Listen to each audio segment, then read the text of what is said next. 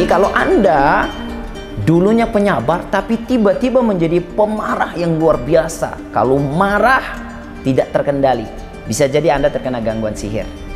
Bismillah, assalamualaikum warahmatullahi wabarakatuh. Di video-video yang lalu saya sudah bahas banyak berkenaan ciri-ciri orang yang terkena gangguan sihir, baik secara fisik, secara penyakit, atau secara mimpi-mimpi. Di video ini saya ingin menjelaskan kepada Anda ciri-ciri orang terkena gangguan sihir secara emosi. Nah, secara emosi orang yang terkena gangguan sihir, karena orang terkena gangguan sihir itu adanya jin yang diutus oleh tukang sihir kemudian masuk ke dalam diri kita. Dan jin itu sifatnya panas sehingga kemudian membuat diri kita ini selalu panas, gampang emosi, gampang marah. Nah, ada beberapa ciri khas kalau Anda terkena gangguan sihir secara emosi.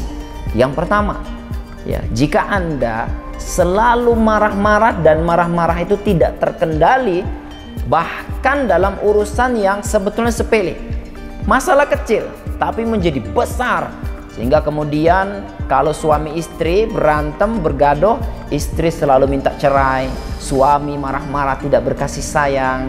Jadi marah-marah itu menunjukkan bahwa Anda terkena gangguan sihir. Maka Rasulullah SAW sebetulnya kan dalam Islam sudah mengajarkan bagaimana terapi untuk orang-orang yang marah. Bahkan dalam hadisnya Rasulullah mengatakan la taghdab, la taghdab, la taghdab walakal jannah. Jangan marah, jangan marah, jangan marah.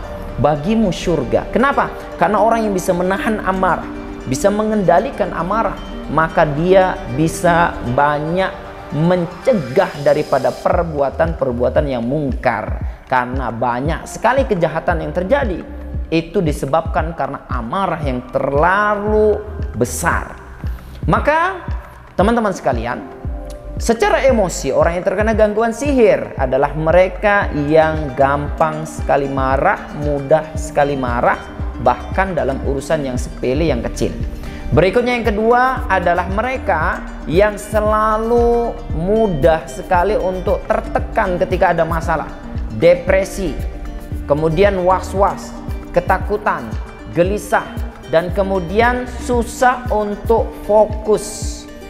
Ya, ini merupakan indikasi bahwa Anda terkena gangguan sihir secara emosi. Makanya kalau Anda menemukan ada orang yang tiba-tiba depresi, tiba-tiba stres, tiba-tiba gila, tiba-tiba dia bercakap-cakap sendiri, ya, seperti orang gila, jangan heran kalau ternyata itu terjadi begitu saja, begitu cepat, karena itu bisa jadi karena pengaruh gangguan sihir. Ada sihir yang disebut dengan sihir gila. Sihir gila ini merupakan sihir yang dibuat oleh tukang sihir agar korbannya menjadi gila. Berawal dari bisikan-bisikan itu.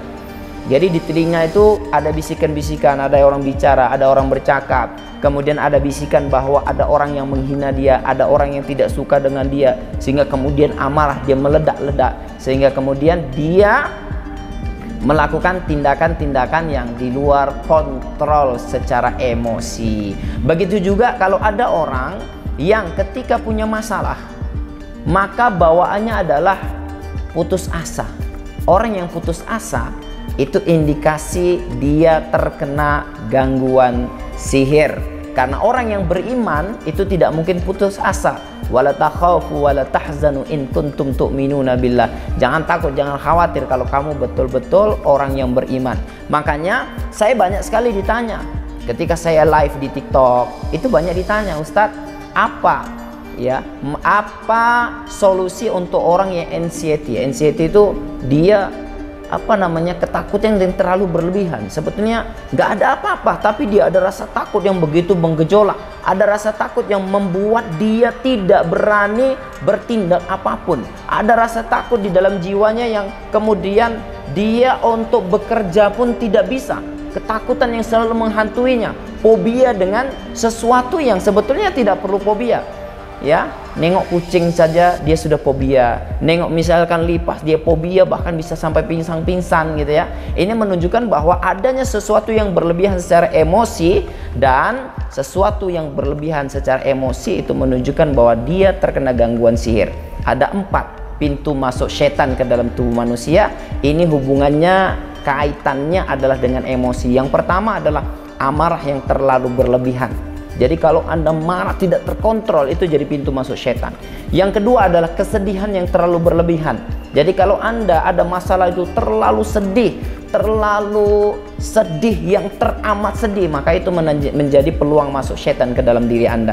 Yang ketiga adalah ketakutan yang terlalu berlebihan. Anda yang punya ketakutan masa lalu, Anda yang punya trauma di masa lalu, itu kalau tidak dikelola secara islami, tidak dikelola secara benar, maka itu menjadi peluang masuknya setan ke dalam tubuh Anda.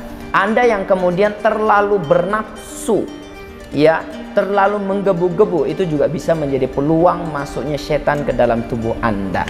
Jika apa yang saya sampaikan ini bermanfaat untuk Anda, jangan lupa untuk like, share, kemudian komentar dengan komentar yang positif.